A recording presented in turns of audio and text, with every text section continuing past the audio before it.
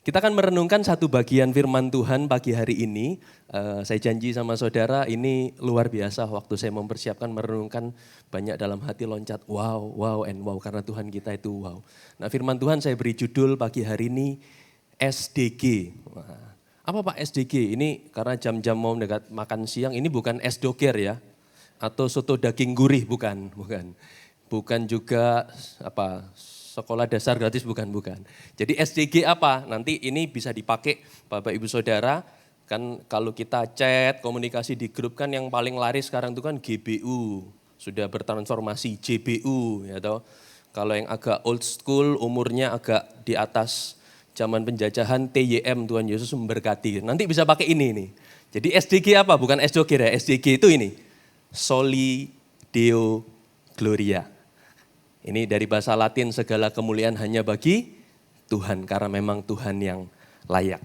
Jadi bacaan kita pagi hari ini sama-sama kita akan baca dari Yohanes pasal yang ke-15 ayat 1 sampai ke-8. Sebelum kita baca sekali lagi tundukkan kepala sama-sama untuk kita teduhkan hati merenungkan perikop firman Tuhan ini. Kami sekali lagi datang kepada Tuhan, waktu yang baik, waktu yang penuh anugerah kami boleh teduhkan hati, pikiran kami, jauhkan dari segala distraksi. Kami mau dengar, duduk diam di kaki Tuhan. Apa yang jadi isi hatimu Tuhan. Sembunyikan hambamu di balik salibmu supaya Tuhan yang tampak. Hambamu semakin kecil, tapi benar-benar sampaikan firman Tuhan. Dalam nama Yesus kami berdoa. Amin. Sebelum kita baca, agak panjang, Yohanes 15, kita akan eksposisi ayat 1 sampai ke 8. Tapi saya berikan konteksnya dulu ceritanya. Jadi ini ceritanya salah satu bagian dari cerita ketika Tuhan Yesus ngajar. Nah Bapak Ibu Saudara pasti tahu Tuhan Yesus dalam 3,5 tahun pelayanannya, dia itu seorang storyteller, pencerita yang luar biasa handal. Belum ada yang bisa menyaingi kehebatan Tuhan Yesus dalam bercerita. Nah ini salah satu ceritanya yang Tuhan pakai. Nah situasinya pada saat itu, setting perikop ini di malam Paskah. Malam Passover perjanjian lama ya. Mereka memperingati Paskah waktu bangsa Israel keluar dari Mesir. Mereka minum cawan perjamuan, sama-sama minum anggur. Nah ini settingnya di malam itu. Malam sebelum besoknya Tuhan Yesus disalib. Jadi saya membayangkan, karena Tuhan Yesus itu storyteller, pencerita yang handal. Mereka itu mungkin sedang setelah minum perjamuan, mereka lagi perjalanan ke Taman Getsemani, kemungkinan besar di bayangan imajinasi saya, mereka melewati satu kebun anggur. Nah Tuhan Yesus kan suka gitu tuh, lihat apa kemudian tiba-tiba dia ngajar tentang itu. Jadi lewat di sebuah kebun anggur, langsung tiba-tiba Tuhan Yesus menyeletuk ini nih gitu ya. Kita baca mulai ayat yang pertama. Akulah pokok anggur yang benar dan Bapakulah pengusahanya. Setiap ranting padaku yang tidak berbuah dipotongnya, setiap ranting yang berbuah dibersihkannya supaya ia lebih banyak berbuah. Kamu memang sudah bersih karena firman yang telah kukatakan kepadamu. Tinggallah di dalam aku dan aku di dalam kamu. Sama seperti ranting tidak dapat berbuah dari dirinya sendiri kalau ia tidak tinggal pada pokok anggur. Demikian juga kamu tidak berbuah jikalau kamu tidak tinggal di dalam aku. Akulah pokok anggur dan kamulah ranting-rantingnya. Barang siapa tinggal di dalam aku dan aku di dalam dia, ia berbuah banyak. Sebab di luar aku, kamu tidak dapat berbuat apa-apa. Barang siapa tidak tinggal di dalam aku, ia dibuang keluar seperti ranting dan menjadi kering. Kemudian dikumpulkan orang dan dicampakkan ke dalam api, lalu dibakar. 7, jikalau kamu tinggal dalam aku dan firmanku tinggal dalam kamu, mintalah apa saja yang kamu kehendaki dan kamu akan menerimanya. Dalam hal inilah Bapakku dipermuliakan, yaitu jika kamu berbuah banyak dan dengan demikian kamu adalah murid-muridku. Puji nama Tuhan.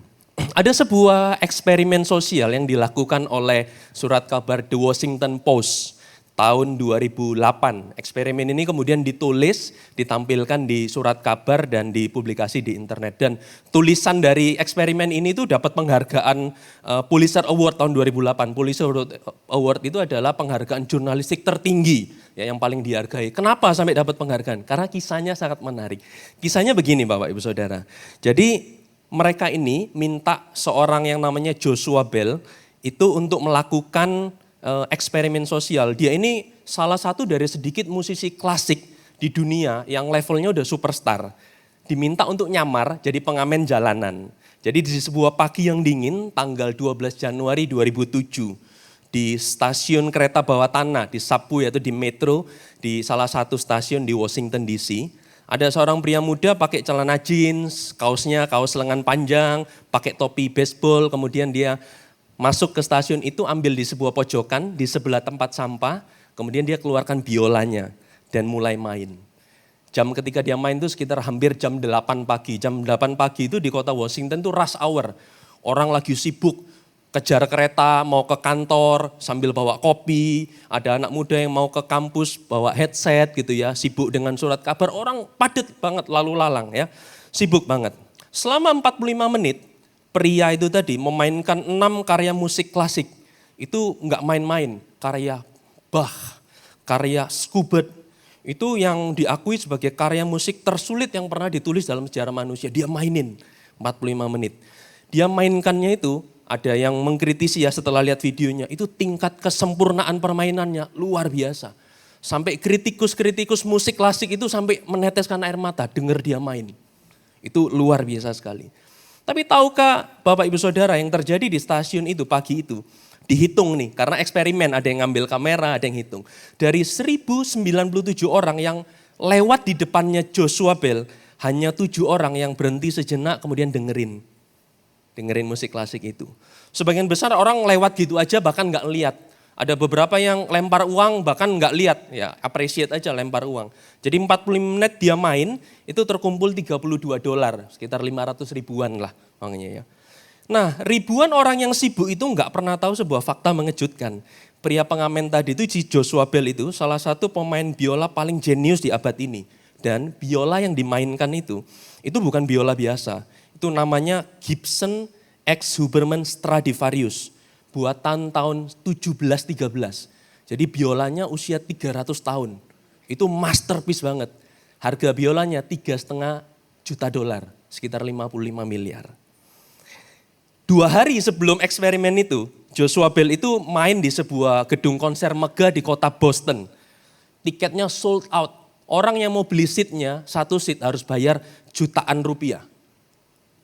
Untuk memainkan, Joshua Bell di gedung konser megah di Boston itu memainkan permainan yang sama seperti yang dia mainin di stasiun bawah tanah. Jadi saudara, Bapak Ibu Saudara perhatikan ada realitas waktu kita dengar cerita ini menyayat hati. Sebuah mahakarya masterpiece nilainya 55 miliar rupiah di tangan seorang jenius musik klasik. Jadi enggak berarti. Berubah nilainya hanya setara pengamen jalanan, 500 ribu perak.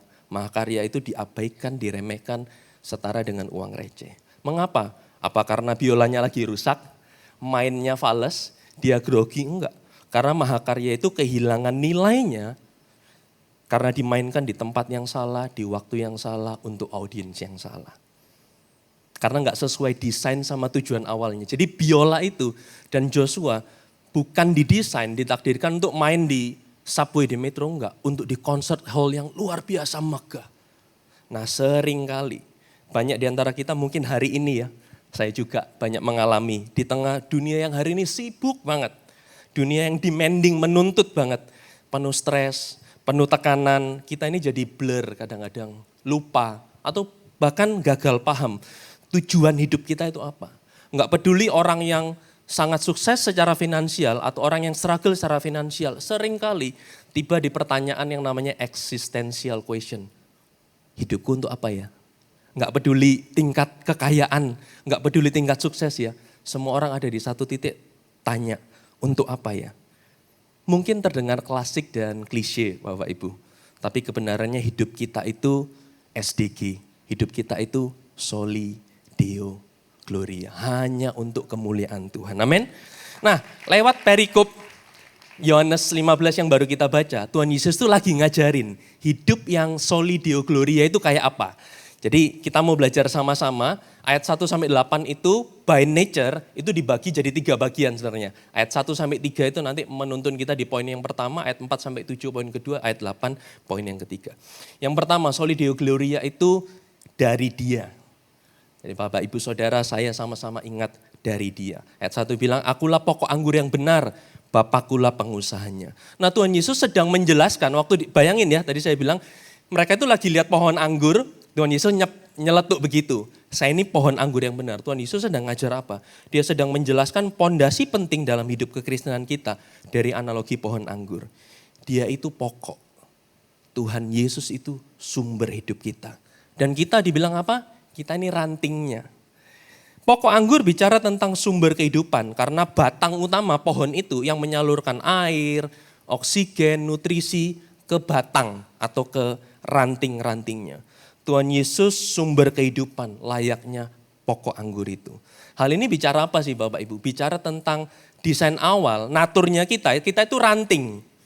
Ranting itu memang diciptakan untuk bergantung dan menempel pada pokok untuk nyerap nutrisi. Ranting tidak bisa hidup lepas dari pokok. Dia tidak bisa menghasilkan nutrisi. Tuhan Yesus sedang mengajar apa? Mengajar kebergantungan total sama Yesus. Hari ini mungkin kita karena kehebatan, kemampuan, skill, talenta kita seringkali kita pikir kita ini pohonnya. Enggak loh. Kita ini apa?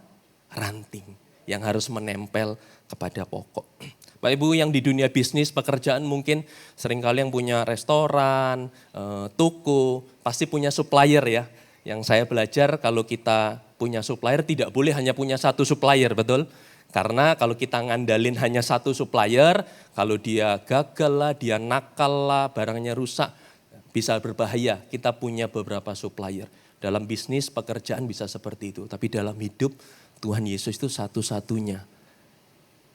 Utama, supplier utama, karena dia tidak pernah gagal. Jadi dialah yang mensuplai seluruh kehidupan kita. Dalam kehidupan parenting, saya dan istri juga sering struggle. Banyak orang yang kadang dari luar ngelihat istri saya, waduh Anita konselor, sabar ya. Nah belum lihat kalau didik anak kan. Nah gitu, jadi harus datang ke rumah.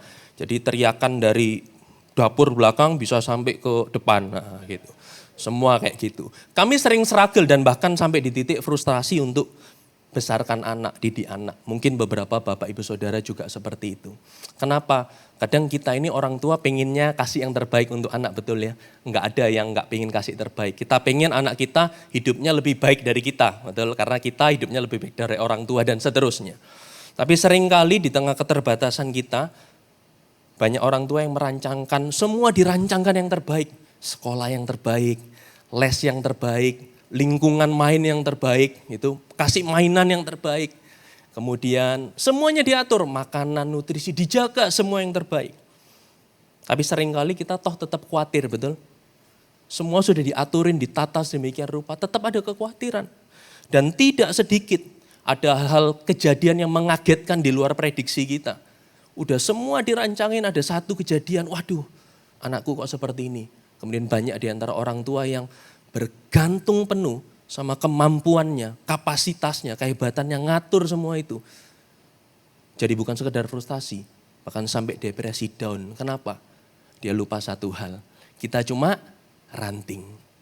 Tuhan itu sumber pohon yang memberikan semuanya. Nah hari-hari ini di dunia yang makin maju itu sangat digaungkan besar sekali konsep kemandirian, independen gitu ya. Tanpa sadar filosofi ini masuk dalam hidup kita sehari-hari. Kita sering dengar kata berdikari, kamu itu harus berdikari, berdiri di atas kaki sendiri. Betul ya? Betul, tidak salah. Ada yang sering bilang anak-anak muda quote, usaha tidak akan mengkhianati hasil. Betul ya? Maksudnya apa? Kerja keras. Kamu lakukan yang terbaik. Kadang-kadang di percakapan dua orang sahabat biasanya saling menasihati. Nasibmu ada di tanganmu sendiri.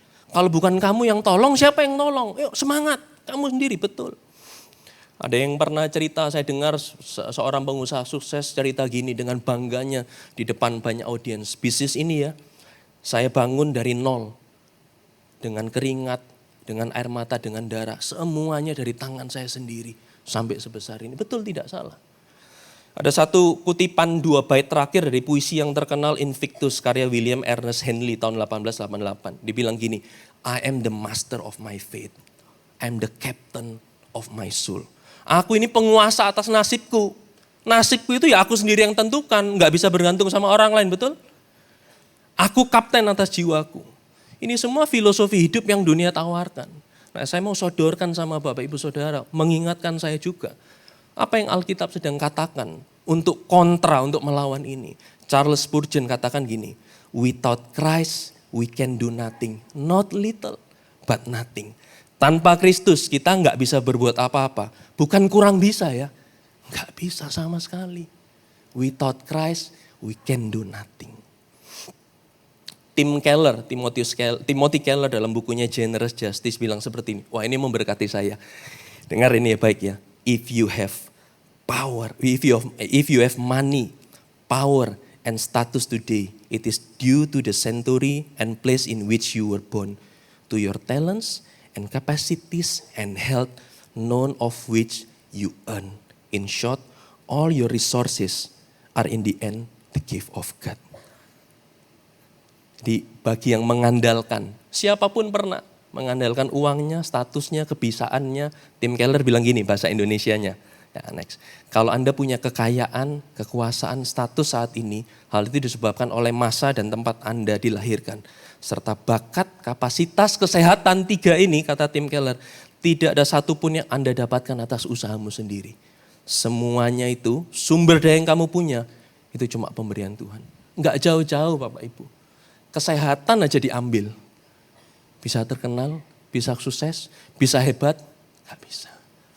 Karena dia sumbernya, kita cuma ranting. Ulangan 8, tepuk tangan buat Tuhan ya. Tuhan Yesus luar biasa. Ulangan 8 ayat 18 bilang gini, haruslah engkau ingat kepada Tuhan Allahmu, sebab dialah yang memberikan kepadamu kekuatan untuk memperoleh kekayaan. Kalau kita boleh bekerja, berkarir, melayani, ingat kekuatannya daripada Tuhan. Kita lanjut dengan cepat ke ayat 2 dan 3. Tadi dikatakan setiap ranting padaku tidak berbuah, dipotongnya. Setiap ranting yang berbuah dibersihkan supaya lebih banyak berbuah. Kamu memang sudah bersih karena firman yang kukatakan kepadamu. Jadi ayat 2 dan 3 ini menggambarkan tokoh utama sentral di kebun anggur itu. Siapa? Pengusahanya. Ya, yang ngerawat kebun itu dibilang tadi bapakku. Nah, ada 2 aktivitas utama di kebun anggur. Ya, pengusahanya atau pekerja kebun anggurnya yang punya itu 2 aktivitas utama. Aktivitasnya gini menurut ayat 2 dan 3. Kalau tidak berbuah akan diproses, dipotong. Bahasa Inggrisnya itu pruning ya. Itu diproses. Nah, kalau kita pelajari konteks agrikultur zaman itu, dipotong itu bukan sekedar wah ini enggak berbuah langsung dipotong, enggak. Urutannya enggak gitu juga. Nah, caranya urutannya, ini kita belajar sejarahnya, agriculture-nya. Kadang-kadang itu karena pohon anggur itu tanaman rambat, kadang-kadang rantingnya itu sampai turun ke bawah, tertutup sama debu tanah, nggak kena matahari. Jadi nggak langsung dipotong, biasanya diangkat dulu ke atas supaya dapat oksigen, dapat cahaya matahari. Jadi maksudnya dipotong di situ ya konteksnya seperti itu. Supaya rantingnya nggak dibawa terus, sehat dan bisa berbuah. Jadi kalau nggak berbuah dibersihkan dulu, diangkat dulu. Kalau berbuah gimana? Berbuah tetap akan dibersihkan dari tunas liar. Karena yang berbuah itu kadang-kadang, kenapa dia bisa berbuah? Karena lancar aliran oksigen nutrisinya.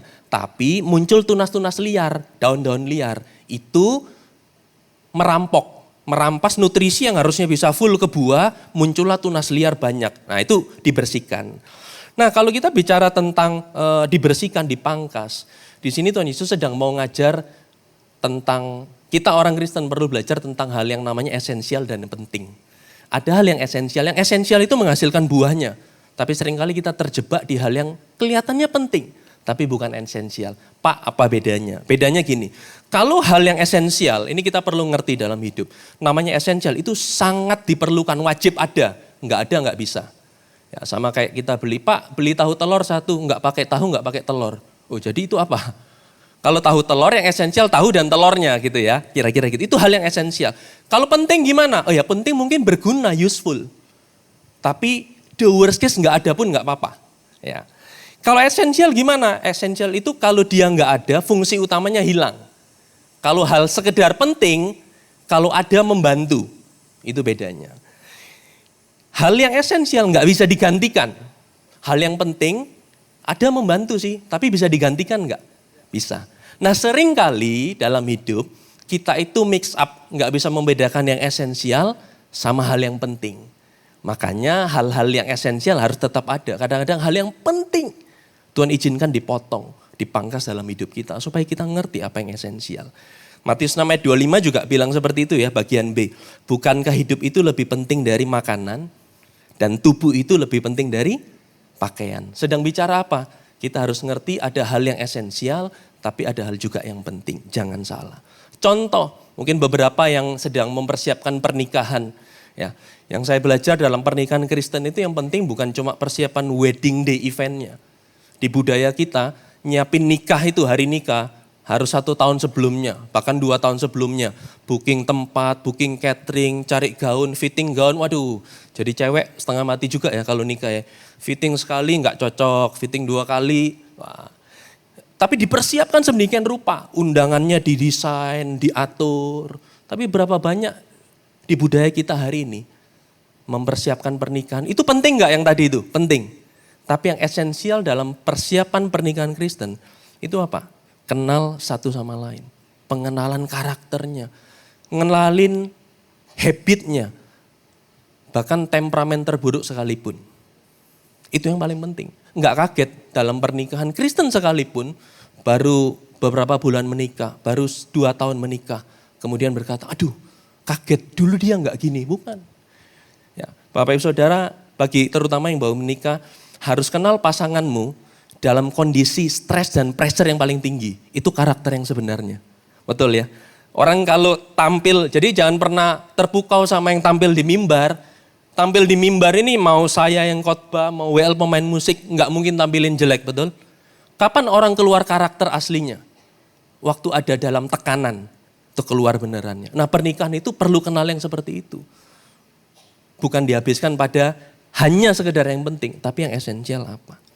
Pelayanan di gereja juga sama Bapak Ibu. Pelayanan di gereja kadang-kadang ya, kita itu terjebak sama hal yang penting, tapi bukan yang esensial. Yang penting itu apa? Bajunya, outfitnya gitu. Penting nggak? Penting. Latihan, rehearsal, penting nggak? Penting. Tapi bukan yang esensial. Yang esensial apa? Kita melayani siapin hati nggak? Seringkali gampang, hati doa nanti aja. Yang penting baju, yang penting latihan, musik, aransemen bagus, itu penting.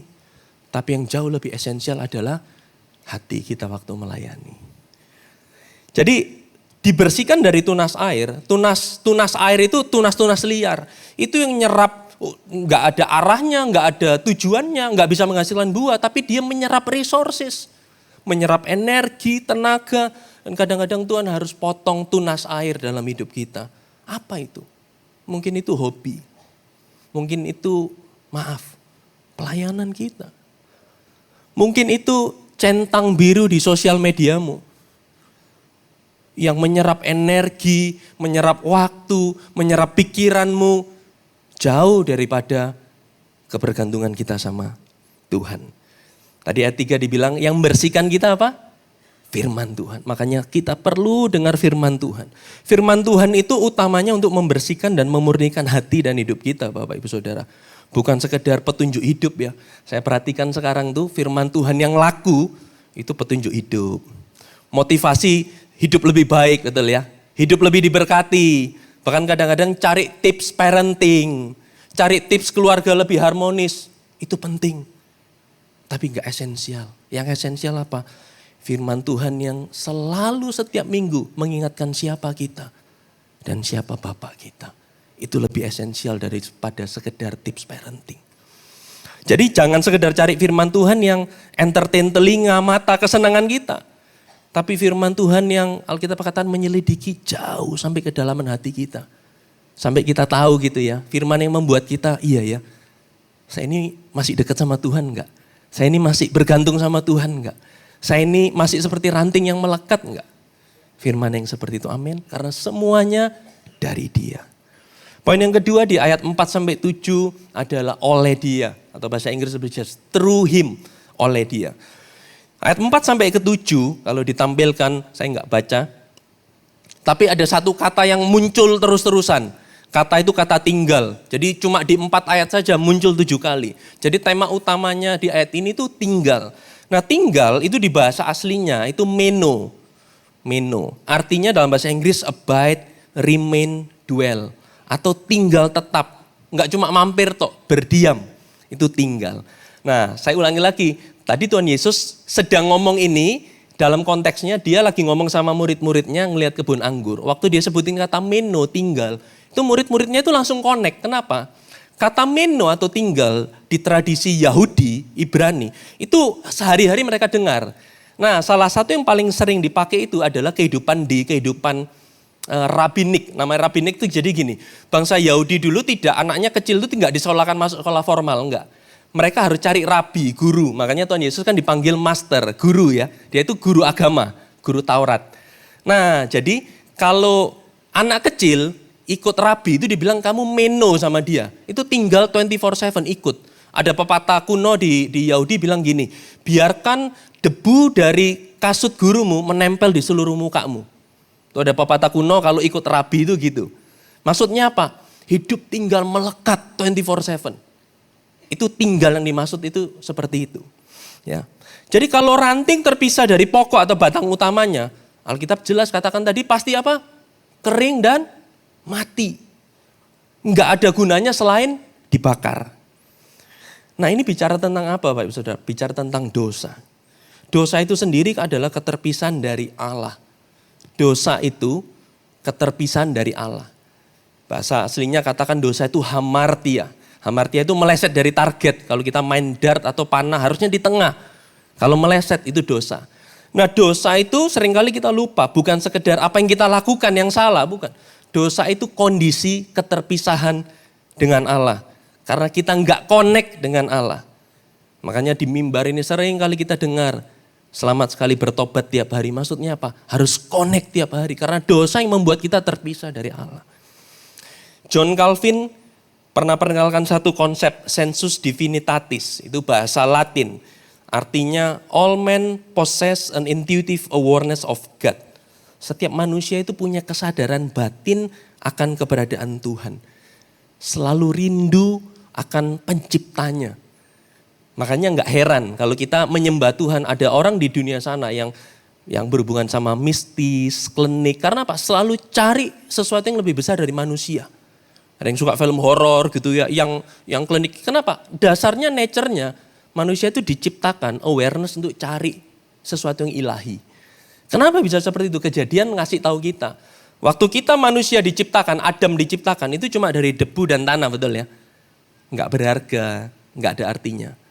Tapi waktu hidup karena diberikan nafas. Nafas itu roh Allah. Makanya selalu cari keberadaan Allah. Karena kita didesain memang untuk terhubung terus dengan Allah. Kita karena dosa, kita terpisah dari Allah. Tadi dikatakan kita ini harusnya cuma ranting kering yang gak berguna dan dibakar. Karena konsekuensi dosa itu ya api penghakiman. Nah, saudara lihat ini ada refleksi penebusan yang luar biasa. Ayat ini tadi katakan kalau ranting kering itu gak berguna, cuma tujuannya, endingnya nanti dibakar, betul ya. Kayu kering tidak berguna selain dibakar. Ini refleksi penebusan yang Yesus lakukan di kayu salib, kayu yang kering itu. Menebus kita yang harusnya dibakar. Kita enggak jadi dibakar. Karena Yesus ketika disalibkan, Alkitab katakan dia mati, pada hari yang ketiga dia bangkit, betul ya. Petrus bilang gini, in between dia ngapain gitu ya. Petrus kutip, sebelum dia bangkit dia ngapain? Dia turun ke api yang paling panas, paling dalam, namanya Hades. Ngapain? Bukan untuk disiksa, karena dia sudah menang. Alkitab katakan dia masuk ke api yang paling dalam, Hades itu proklamirkan kemenangan dan keselamatan bagi kita. Karena harusnya kita ranting yang masuk di api itu. Tapi oleh karya salib dan kematiannya, dia ke Hades.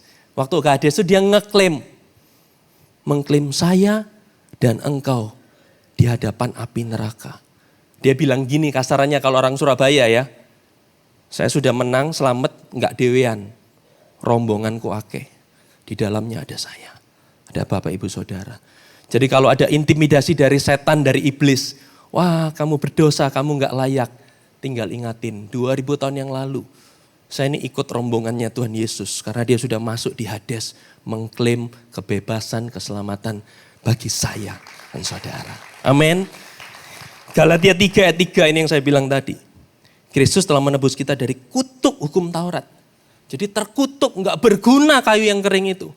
Dengan jalan menjadi kutuk karena kita, sebab ada tertulis terkutuklah orang yang digantung pada kayu salib. Kalau ranting sudah terpisah gimana? Nah saya belajar nih dan ingat pelajaran biologi pas SD ya. Ranting sudah terpisah masih bisa dicangkok, betul?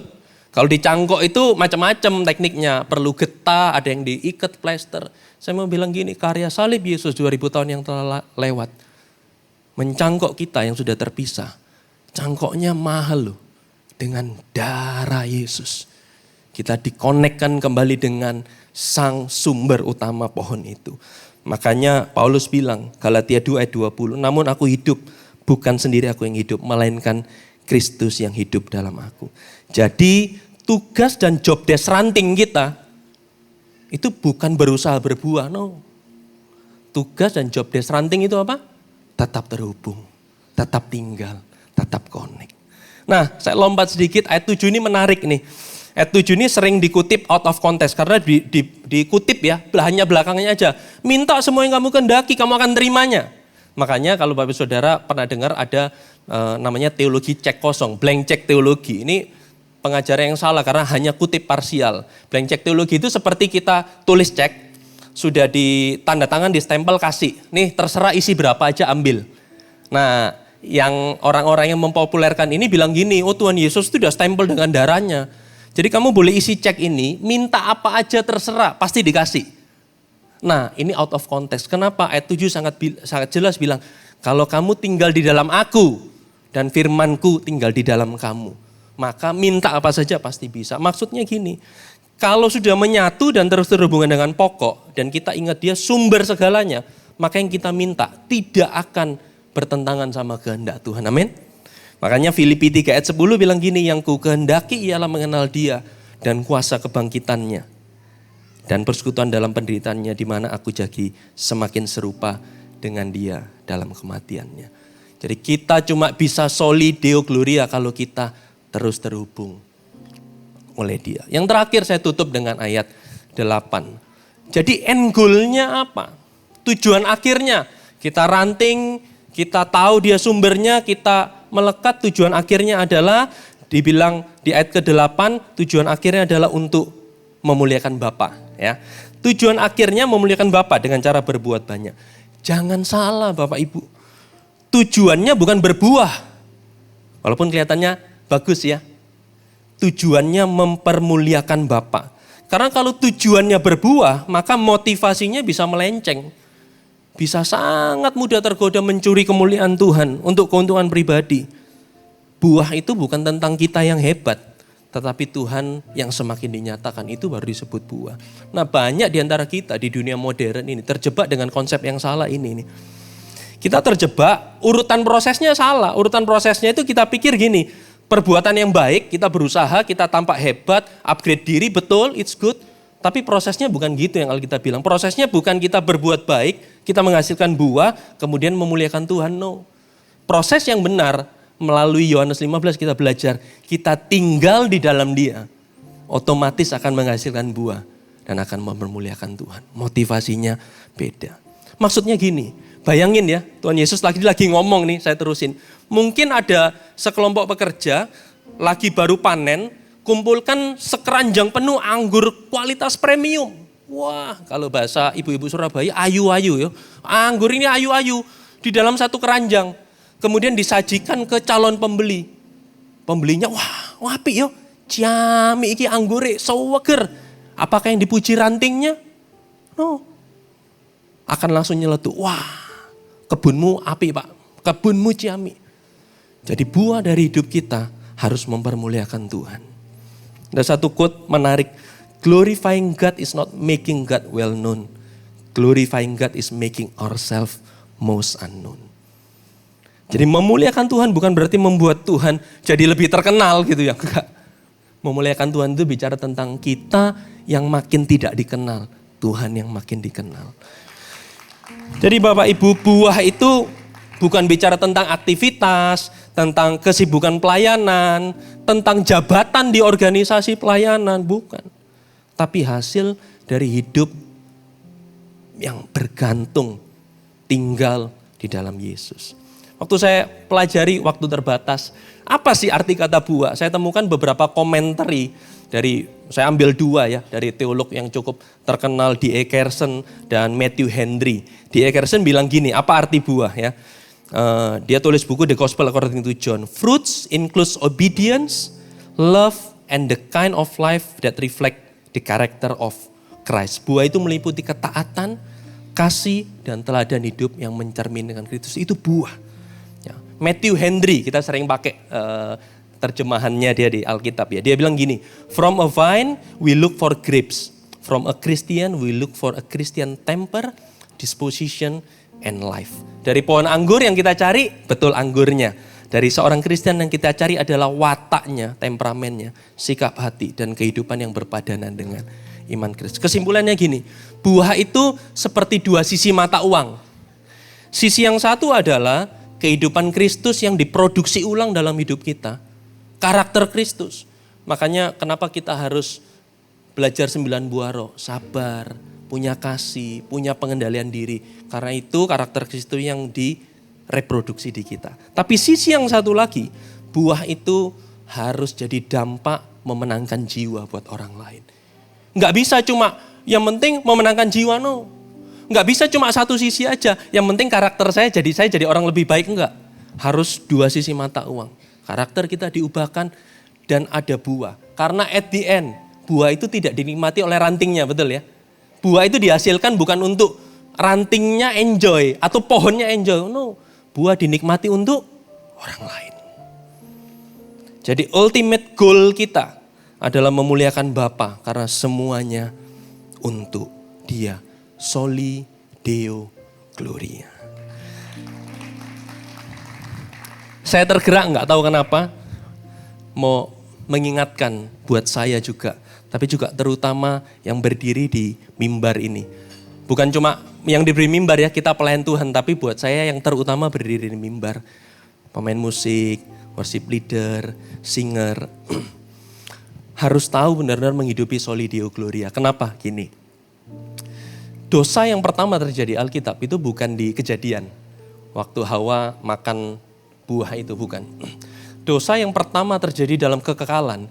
Itu dosa yang dilakukan oleh Lucifer, dia jatuh. Ya, kalau kita belajar, Lucifer itu siapa? Dulu di kekekalan. Itu worship leader terhebat. Di kekekalan ya, bukan di abad ini. Worship leader terhebat. Tapi Yesaya bilang dia itu si bintang timur. Dia bilang gini, wah aku pengen naik ke atas, menyamai yang maha tinggi. Kapan dia jatuh? Kita nggak perlu pertanyakan kualitas Sunday worship-nya di kekekalan.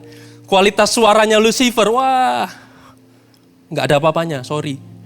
Ini semua fasilitas yang kita punya, ini skala ballroom hebat, banyak acara hebat diadakan di sini. Tapi kalau di-compare sama ballroomnya surga, wah jauh. Semahal-mahalnya ini nggak ada artinya. Tapi Lucifer jatuh kenapa? Karena mau mencuri kemuliaan Tuhan. Dia pengen upgrade. Nah ternyata Lucifer zaman itu juga ada upgrade. Kalau kita kan upgrade HP nih. Nah, dia mau upgrade. Dari dia sang penyembah, pengen jadi yang disembah. Nah saudara perhatikan pola ini. Minggu lalu Pastor Irwan bilang ya, iblis tuh gitu-gitu aja caranya. Selalu pakai cara yang sama, betul. Kalau kita perhatikan patternnya sepanjang sejarah Alkitab sampai sekarang. Pola dia untuk menjatuhkan, cari bolo, cari konco selalu sama dari sejak dia jatuh. Dia jatuh karena apa? Mau menyamai Tuhan, mau mencuri kemuliaan. Waktu yang dia tawarkan ke Hawa apa? Kalau kamu makan buah ini, kamu akan jadi sama seperti Allah. Kenapa saya bilang tadi, kadang-kadang kita berdiri di depan ini, terutama buat saya juga. Silau mencuri kemuliaan Tuhan. Saya khotbah ini 30 menit kelihatan hebat gak saudara? Wah, luar biasa. Yang WL, yang main musik, yang main drum, kelihatan hebat gak? Luar biasa. Belum lagi kalau ketemu ya, turun mimbar, disalami, dengar celetukan ibu-ibu yang gosip biasanya. Wah, khotbahnya hari ini wapi. Wah, si itu tim drama wapi. WL kita Daniel, oh Daniel Jami yuk masuk suara. Sangat mudah. Kita jatuh dalam perangkap iblis yang sama seperti Lucifer jatuh. Maka kita harus hati-hati supaya kita jangan sampai mau jadi pusat penyembahan. Kita cuma sang penyembah. Jangan sampai fasilitas dan peralatan. Minggu lalu kita sangat diberkati dengan Sunday worship. Ada worship leader luar biasa, Redo, ada pemain drum.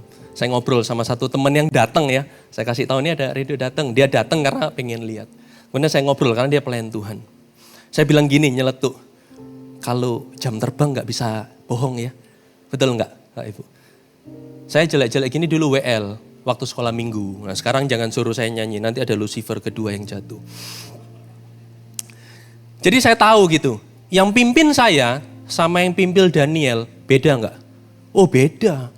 Itu yang sering kali kita ngomong, wah urapannya kerasa. No, it just skill dan jam terbang. Jangan sampai semua fasilitas yang kita punya, jam terbang yang kita punya, membuat kita tidak bergantung sama Tuhan. Dan membelokkan spotlightnya harusnya bukan kita. Spotlightnya untuk Tuhan semesta alam. Saya tutup dengan ini, Roma 11:36. Saya undang kita semua bangkit berdiri. Untuk kita merenungkan ini yang terakhir, Roma 11 ayat 36. Sebab segala sesuatu adalah dari Dia, oleh Dia, kepada Dia. Bagi Dialah kemuliaan sampai selama-lamanya. Soli Deo Gloria. Teduhkan hati, tundukkan kepala, tutup mata. Terima kasih Tuhan. Kami ambil waktu tenang sebentar. Hamba-Mu selesai berbicara, tapi kamu izinkan Tuhan memeteraikan kebenaran ini dalam hati setiap kami. Bahwa kami hidup harusnya kami bergantung penuh sama Tuhan. Total surrender. Harusnya kami terus terhubung dengan Tuhan. Karena kemuliaan hanya bagi Tuhan. Tolong kami Tuhan. Dalam keterbatasan dan keberdosaan kami. Kami butuh anugerah Tuhan. Harusnya kami cuma ranting kering. Yang mati dan harusnya berakhir di api yang menyala. Tapi syukur kepada Tuhan. Karya salib-Mu menebus kami. Karya salib-Mu menghubungkan kami kepada Engkau, Sang Sumber kehidupan. Tuhan berbicara pribadi lepas pribadi. Kalau ada tunas liar yang harus dipangkas, dipotong, buka hati kami Tuhan. Ada keangkuhan hidup. Ada kebanggaan-kebanggaan yang kami capai, kami gantungkan. Ada relasi dan koneksi yang kami anggap tuh backing kami. Siang hari ini kami mau sekali lagi bertobat. Kami butuh Tuhan dan tidak ada yang lain. Sumber kami segala-galanya. Karena Soli Deo Gloria. Demi nama Yesus Kristus kami berdoa. Amin, amin, amin.